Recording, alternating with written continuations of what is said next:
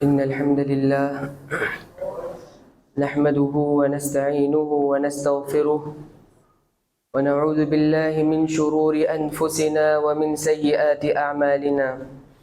من يهده الله فلا مضل له ومن يضلله فلا هادي له، وأشهد أن لا إله إلا الله وأشهد أن محمدًا عبده ورسوله. يا أيها الذين آمنوا اتقوا الله حق تقاته ولا تموتن إلا وأنتم مسلمون. يا أيها الناس اتقوا ربكم الذي خلقكم من نفس واحدة وخلق منها زوجها وبث منهما رجالا كثيرا ونساء، واتقوا الله الذي تساءلون به والأرحام إن الله كان عليكم رقيبا. يا أيها الذين آمنوا اتقوا الله وقولوا قولا سديدا يصلح لكم أعمالكم ويغفر لكم ذنوبكم، ومن يطع الله ورسوله فقد فاز فوزا عظيما. أما بعد فإن خير الحديث كتاب الله وخير الهدي هدي محمد صلى الله عليه وسلم، وشر الأمور محدثاتها وكل محدثة بدعة وكل بدعة ضلالة وكل ضلالة في النار. فأعوذ بالله من الشيطان الرجيم. بسم الله الرحمن الرحيم. هو الذي بعث في الأميين رسولا منهم يتلو عليهم آياته ويزكيهم ويعلمهم الكتاب والحكمة وإن كانوا من قبل لفي ضلال مبين. رب اشرح لي صدري ويسر لي أمري واحلل عقدة من لساني يفقه قولي. رب زدني علما رب زدني علما رب زدني علما.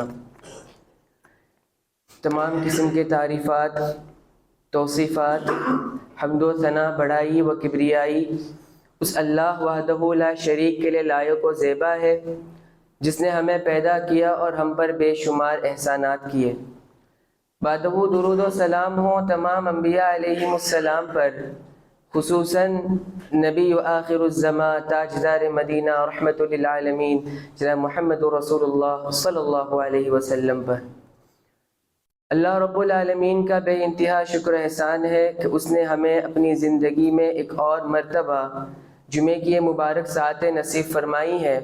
اللہ تعالیٰ سے دعا ہے کہ اللہ ہم تمام کو تو سننے، سمجھنے اور اس پر عمل پیرا ہونے کی توفیق عطا فرما، آمین۔ حاضرین، آج اس جمعے میں جس خطبے کے تحت، جس عنوان کے تحت میں آپ حضرات کے سامنے گفتگو کرنے جا رہا ہوں، وہ عنوان یہ ہے کہ قرآن مجید کی عظمت۔ حاضرین، قرآن مجید یہ بڑی عظمت والی، بڑی فضیلتوں والی کتاب ہے۔ اس کا اندازہ اس بات سے لگایا جا سکتا ہے کہ یہ کتاب جس نبی پر نازل ہوئی وہ نبی سید الانبیاء کہلائے۔ جس فرشتے نے اس کتاب کو پیارے نبی صلی اللہ علیہ وسلم تک پہنچایا وہ فرشتہ سید الملائکہ کہلایا۔ یہ کتاب جس مہینے میں نازل ہوئی وہ مہینہ سید الشہور رمضان المبارک کا مہینہ کہلایا، اور یہ کتاب جس رات نازل ہوئی وہ رات تمام راتوں میں سب سے بہترین رات کہلائی گئی، جس رات کی عبادت کے 1000 مہینوں سے بہتر بتائی گئی۔ اللہ رب العالمین نے کہا انا انزلناه فی لیلۃ القدر وما ادراک ما لیلۃ القدر لیلۃ القدر خیر من الف شہر۔ اور یہ کتاب جس امت پہ نازل ہوئی وہ امت تمام دوسری امتوں پر سب سے زیادہ بہترین امت قرار دی گئی۔ اللہ رب العالمین نے کہا کنتم خیر امت اخرجت للناس۔ گویا پتہ یہ چلا کہ قرآن مجید یہ بڑی عظمت والی، بڑی فضیلتوں والی کتاب ہے۔ جس بندے نے اس کتاب کو تھام لیا، جس بندے نے اس کتاب سے اپنے رشتے کو مضبوط کر لیا، اس کتاب سے اپنے تعلق کو مضبوط کر لیا، وہ بندہ سب سے بہترین بن جائے گا۔ اور جس معاشرے نے اس کتاب کو اپنایا، اس کتاب کے مطابق اپنی صبح و شام گزاری، یقیناً وہ معاشرہ سب سے بہترین معاشرہ بن جائے گا۔ حاضرین، خطبہ مسنونہ کے بعد میں نے آپ کے روبرو سر جمعہ کی ایک آیت تلاوت کی ہے۔ اللہ رب العالمین نے اس آیت کریمہ میں ارشاد فرمایا هو الذی بعث فی الامیین رسولا منہم، اللہ ہی کی وہ ذات ہے جس نے امی قوم میں انہی میں سے ایک رسول کو بھیجا، یتلو علیہم آیاتی، جو رسول کے ان میں جا کر اللہ کی آیتوں کی تلاوت کرتا ہے، ویزکیہم، اور لوگوں کا تزکیہ کرتا ہے، ویعلمہم الکتاب والحکمہ، اور انہیں کتاب و حکمت کی تعلیم دیتا ہے۔ اللہ رب العالمین نے اس آیت کریمہ کے اندر پیارے نبی صلی اللہ علیہ وسلم کے بعثت کے مقاصد بیان کیے ہیں کہ اللہ کے نبی صلی اللہ علیہ وسلم کو اس دنیا میں کن مقاصد کے تحت بھیجا گیا ہے۔ بنیادی طور پر 3 مقاصد، 3 ذمہ داری اس آیت کے اندر بتائی گئی ہیں۔ سب سے پہلی ذمہ داری، سب سے پہلا مقصد یتلو علیہم آیاتی، تلاوت آیات ہے۔ نبی صلی اللہ علیہ وسلم کی سب سے پہلی ذمہ داری یہ ہے کہ اللہ کے بندوں کو اللہ کا کلام پہنچانا ہے، اللہ کے بندوں کو اللہ کا کلام سنانا ہے۔ یہ پیارے نبی صلی اللہ علیہ وسلم کی سب سے پہلی ذمہ داری ہے۔ دوسری ذمہ داری وَيُزَكِّيهِمْ، اور لوگوں کا تزکیہ کرنا ہے، آسمان سے آنے والی وحی کی روشنی میں لوگوں کو پاک و صاف کرنا ہے، عقیدے کی گندگیوں سے پاک کرنا ہے، شرک و کفر کی گندگیوں سے پاک کرنا ہے، نفاق کی گندگیوں سے پاک کرنا ہے، اخلاقی برائیوں سے پاک کرنا ہے۔ گویا آسمان سے آنے والی وحی کی روشنی میں انسان کے اندر جو خرابی پائی جا رہی ہے، ان تمام خرابیوں کو پاک کرنا یہ پیارے نبی صلی اللہ علیہ وسلم کی ذمہ داری تھی۔ اور تیسری ذمہ داری جس آیت میں اللہ رب العالمین نے بتائی ہے وَيُعَلِّمُهُمُ الْكِتَابَ وَالْحِكْمَةَ، کہ پیارے نبی صلی اللہ علیہ وسلم کی ذمہ داری یہ بھی کہ لوگوں کو کتاب و حکمت کا علم دینا ہے، لوگوں تک کتاب و سنت کا علم پہنچانا ہے۔ وہ اس آیت کے اندر اللہ رب العالمین نے پیارے نبی صلی اللہ علیہ وسلم کے بعثت کے 3 اہم مقاصد بتائے ہیں۔ اور ہم غور اگر قرآن مجید میں کرتے ہیں تو اس جیسی آیت قرآن مجید کے اندر کئی مقامات پر آئی ہے، اور ان تمام مقامات پر اللہ رب العالمین نے جس فریضے کو سب سے پہلے ذکر کیا ہے وہ یہ تلاوت آیات ہے۔ یتلو علیہم آیاتی کا لفظ اللہ رب العالمین نے ہمیشہ پہلے ذکر کیا ہے۔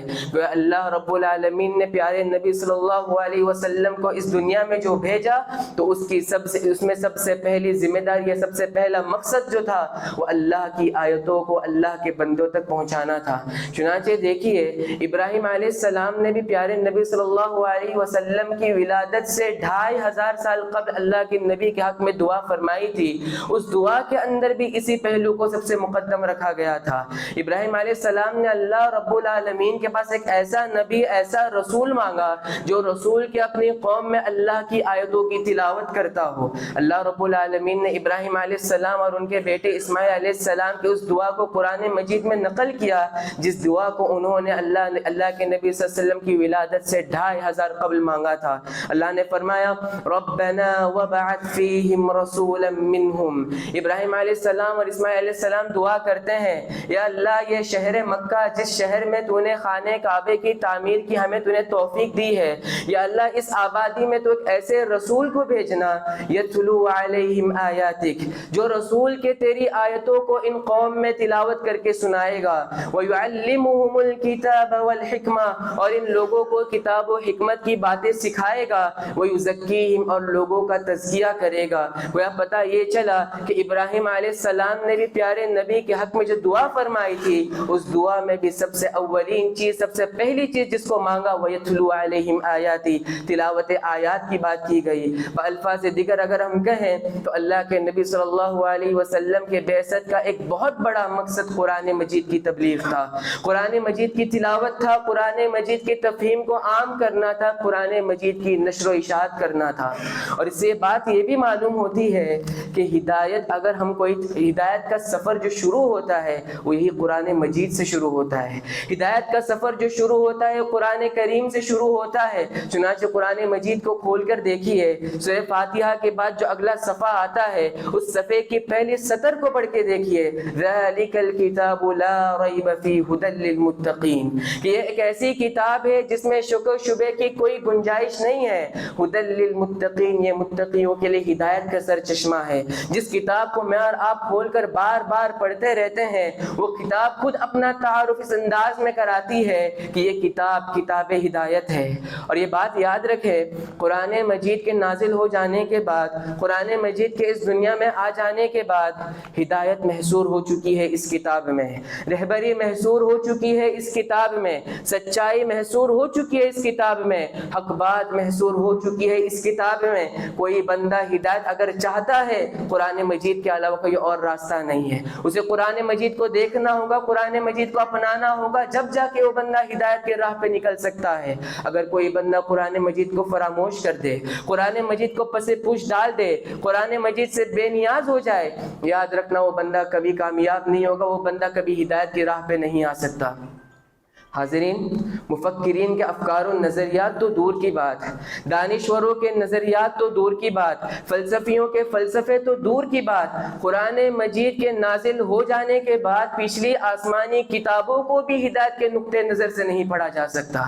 قرآن مجید نازل ہوا، توریت بھی اللہ رب العالمین کی کتاب تھی، انجیل بھی اللہ رب العالمین کی کتاب تھی، زبور بھی اللہ رب العالمین کی کتاب تھی. لیکن جیسے ہی قرآن مجید کا نزول ہوتا ہے تمام پچھلی آسمانی کتابوں کو منسوخ قرار دیا گیا. اب اس کتاب کے ذریعے، زبور کے ذریعے کوئی ہدایت پانے کی تلاش میں اسے پڑھنے لگ جائے گا، گمراہ ہو جائے گا وہ شخص. کوئی انجیل کو ہدایت کے غرض سے پڑھنے لگ جائے گا، وہ بندہ گمراہ ہو جائے گا. پیارے نبی صلی اللہ علیہ وسلم کی حدیث دیکھیے. ایک مرتبہ پیارے نبی صلی اللہ علیہ وسلم صحابہ کے ساتھ بیٹھے تھے. عمر بن خطاب رضی اللہ عنہ اہل کتاب کا نسخہ لے کے پڑھنے لگے.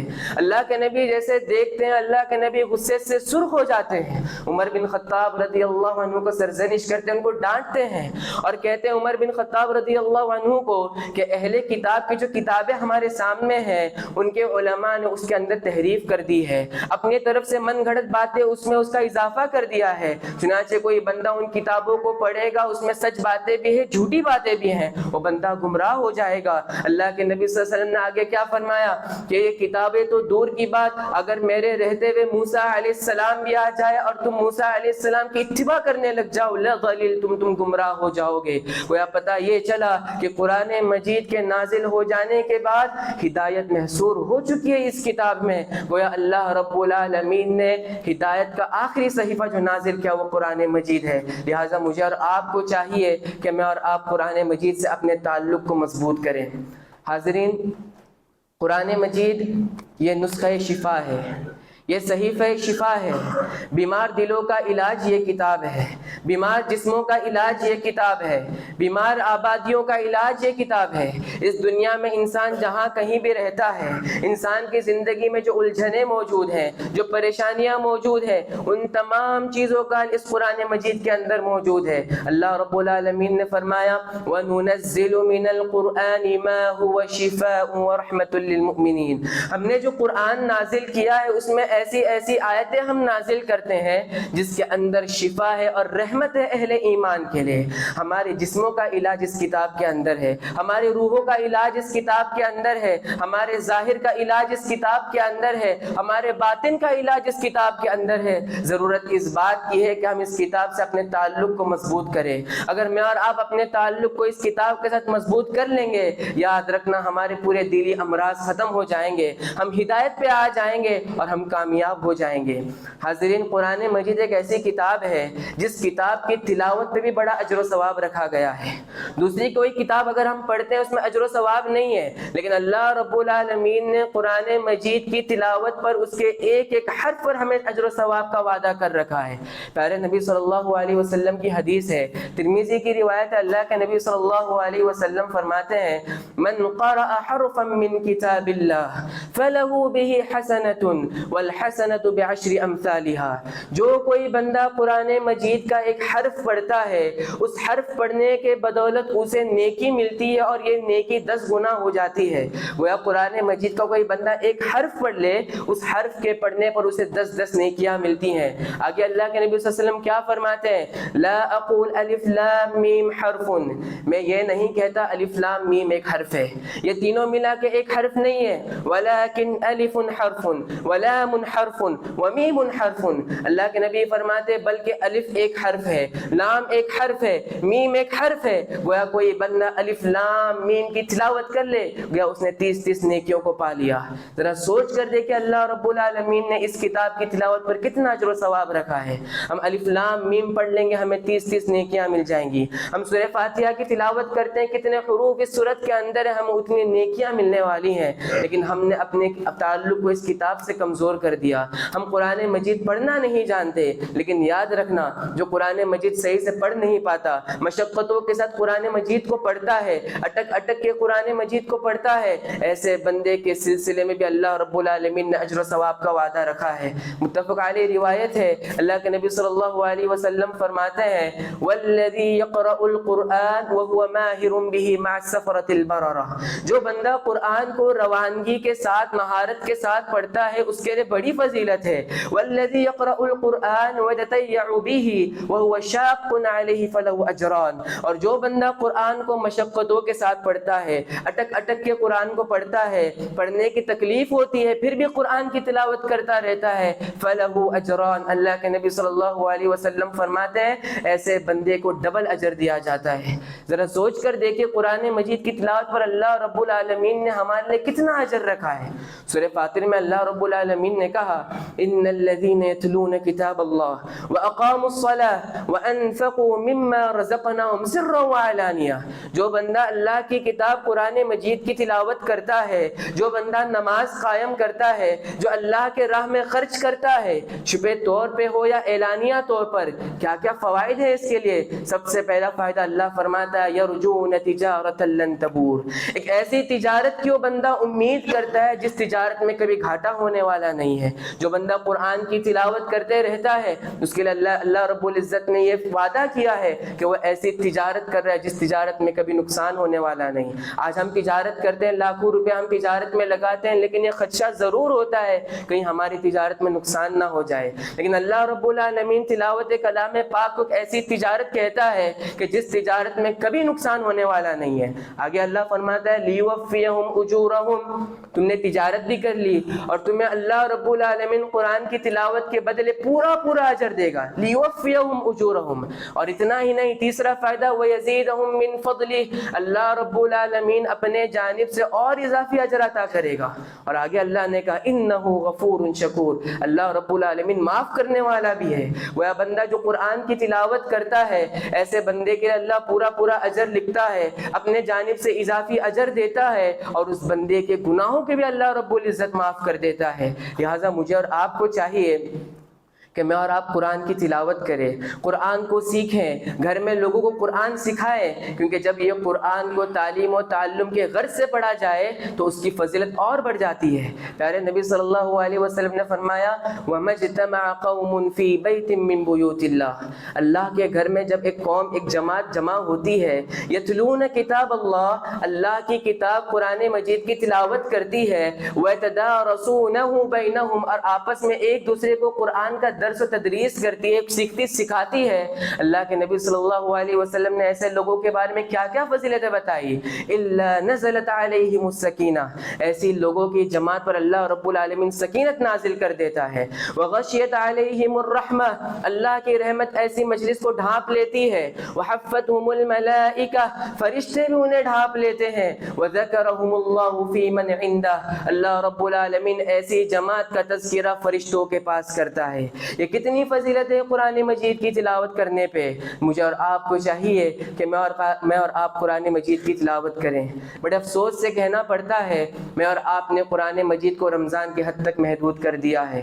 رمضان المبارک کا مہینہ آتا ہے، ہم قرآن مجید کی تلاوت کرنے لگ جاتے ہیں. جیسے رمضان المبارک کا مہینہ چلا گیا قرآن مجید سے ہمارا تعلق ختم ہو جاتا ہے. جو قرآن رمضان کے مہینے میں ہماری آنکھوں کی زینت، ہماری ہاتھوں کی زینت تھی، رمضان المبارک کے مہینے کے گزر جانے کے بعد وہ قرآن ہماری گھروں کی زینت بن جاتا ہے. اس کو کپڑے میں لپیٹ کے ہم دیواروں پہ لٹکا دیتے ہیں, سال بھر اسے کھولنے کی توفیق ہمیں ہوتی نہیں ہے.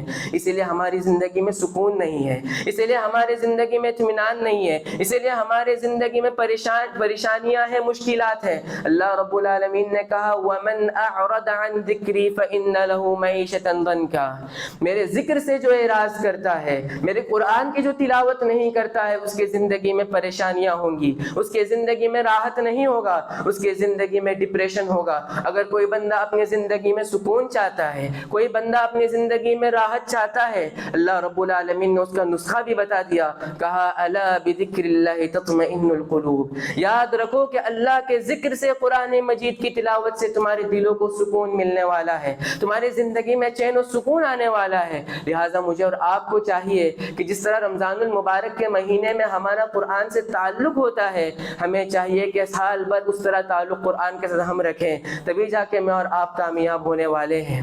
حاضرین, قرآن مجید جو کہ ایک کتاب تلاوت ہے, جو کہ ایک کتاب ہدایت ہے, جو کہ ایک نسخہ شفا ہے, اللہ رب العالمین نے اس کتاب کے اندر ایسی تاثیر رکھی ہے, اس کتاب کے اندر ایسا اثر رکھا ہے, اس کی ایک ایک آیت میں ایسا اثر ہے کہ انسان کے دلوں کو وہ آیتیں پگھلا کر رکھ دیتی ہیں.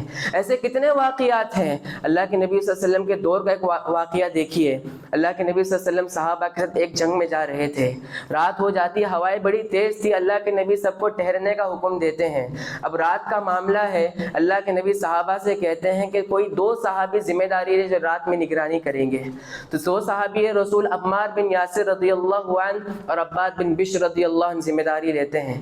تمام لوگ آرام کرتے ہیں. اب ان دونوں میں بات ہوتی ہے کہ رات تو لمبی ہے, رات کو 2 حصوں میں تقسیم کرتے ہیں, آدھا پہر میں جاگتا ہوں, دوسرا پہر تم جاگ لینا. چنانچہ عباد بن بشر رضی اللہ عنہ پہلے پہر جاگتے, عمار بن یاسر سو جاتے ہیں. عباد بن بشر رضی اللہ عنہ اکیلے ہوتے ہیں, نماز میں کھڑے ہو جاتے ہیں, قرآن کی تلاوت کرنے لگ جاتے ہیں. وہاں دشمن طاق میں بیٹھا ہوا تھا, وہ دیکھتا ہے کہ تو پورا قافلہ آرام کر رہا ہے, بس ایک شخص جاگا ہوا ہے. اگر اس پر حملہ کر دیا جائے, اگر اس بندے کو ختم کر دیا جائے, پورے قافلے پر حملہ کیا جا سکتا ہے. چنانچہ وہ بندہ عباد بن بشر رضی اللہ عنہ کو تیر مارتا ہے. عباد بن بشر رضی اللہ عنہ جو نماز میں ہوتے ہیں, قرآن کی تلاوت کر رہے ہوتے ہیں, آ کے تیر انہیں لگ جاتی ہے. وہ تیر نکالتے قرآن کی تلاوت جاری رکھتے ہیں, دوبارہ دشمن تیر مارتا ہے, وہ دوبارہ تیر نکالتے ہیں, نماز جاری رکھتے ہیں, تیسری بار دشمن تیر مارتے ہیں, وہ تیر نکالتے تلاوت جاری رکھتے ہیں. اب چونکہ خون زیادہ بہنے لگ جاتا ہے, رکوع سجود کر کے عمار بن یاسر کو اٹھا دیتے ہیں. عمار بن یاسر جیسے ہی اٹھ جاتے, دشمن چلا جاتا ہے کہ اب تو حملہ نہیں کر سکتے. عمار بن یاسر رضی اللہ عنہ عباد بن بشر رضی اللہ عنہ سے سوال کرتے ہیں, اے عباد, جب پہلی مرتبہ تمہیں تیر لگی تھی, تم نے مجھے اس وقت کیوں نہ اٹھایا؟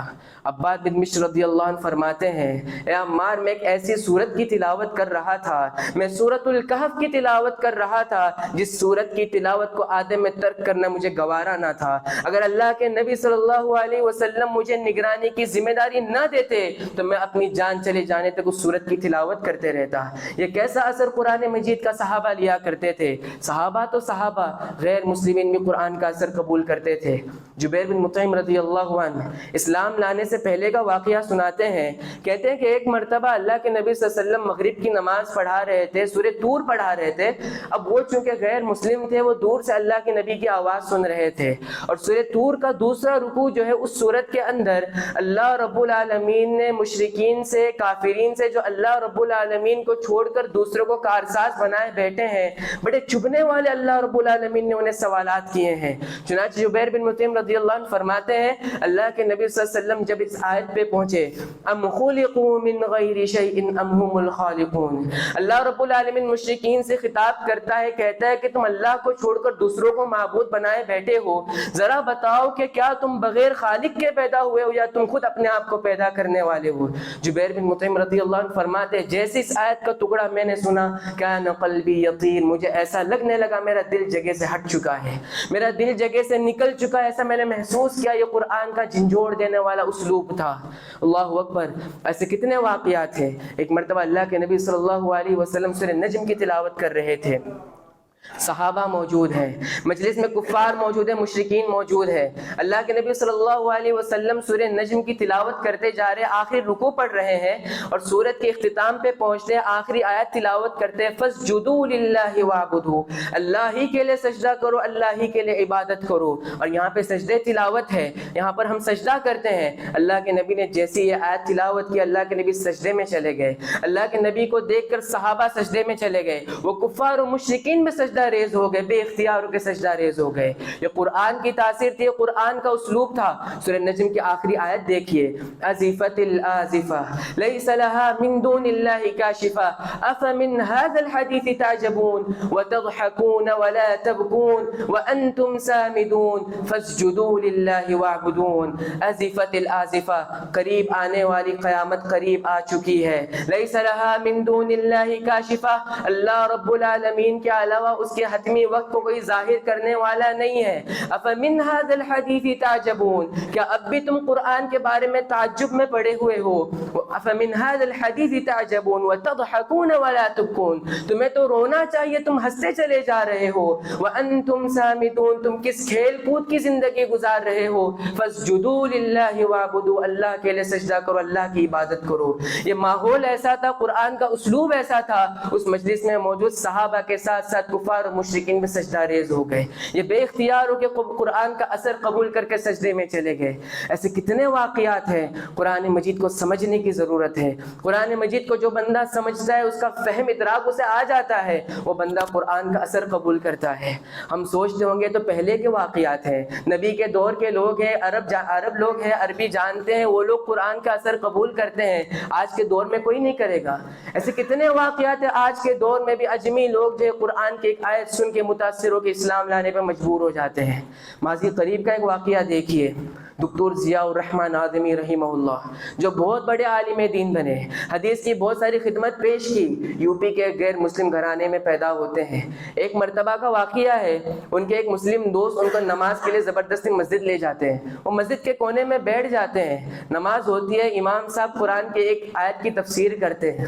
سورہ عنکبوت کی آیت ہے. اللہ رب العالمین نے کہا مثل الذین اتخذوا من دون اللہ کمثل العنکبوت، وہ لوگ جو اللہ رب العالمین کے علاوہ غیروں کی عبادت کرتے ہیں، وہ لوگ جو اللہ کے علاوہ غیروں کے دروں پہ جاتے ہیں، غیروں سے وہ اللہ تعالیٰ کی طرف مانگتے ہیں، ایسے لوگوں کی مثال اللہ رب العالمین نے کہا کمثل العنکبوت، ان کی مثال مکڑی کی طرح ہے. اتخذت بیتا، جو جالی کا گھر بنا لیتی ہے.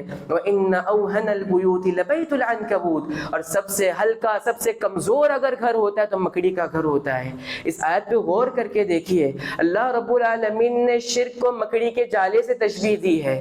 غور کرے ذرا، جب ایک کیڑا یا کوئی چھوٹی سے جانور یا کیڑا وغیرہ بھی ہوتا ہے، جب وہ اپنا گھر بناتا ہے تو سب سے پہلی چیز جو ہوتی ہے وہ حفاظت ہوتی ہے. وہ اپنا گھر ایسی جگہ بناتا ہے جہاں پر وہ محفوظ ہو سکے. ایک چونٹی کو دیکھیے، وہ جب اپنا گھر بناتی ہے تو زمین کے اندر بناتی ہے، سردی سے محفوظ ہے، گرمی سے محفوظ ہے، اچانک آنے والے خطرات سے بھی محفوظ ہے. لیکن وہی مکڑی کے جالے کو دیکھیے، مکڑی اپنا گھر ایک دم واضح جگہ پہ بنا دیتی ہے، کسی گھر کے کونے میں بنا دیتی ہے، اور اتنا ہلکا گھر ہوتا ہے جس میں حفاظت بالکل نہیں ہوتی، نہ گرمی سے حفاظت ہے، نہ سردی سے حفاظت ہے، اچانک آنے والے خطرات سے بھی کوئی حفاظت نہیں، کوئی جھاڑو مار دے وہ گھر پورا تہس نہس ہو جاتا ہے. اللہ رب العالمین نے مکڑی کے جالے سے شرک کو تشبیہ دی کہ جس طرح مکڑی کا جالا بڑا کمزور ہوتا ہے، بالکل اسی طرح شرک میں پناہ لینے والا شخص کا عقیدہ بھی بڑا کمزور ہوتا ہے.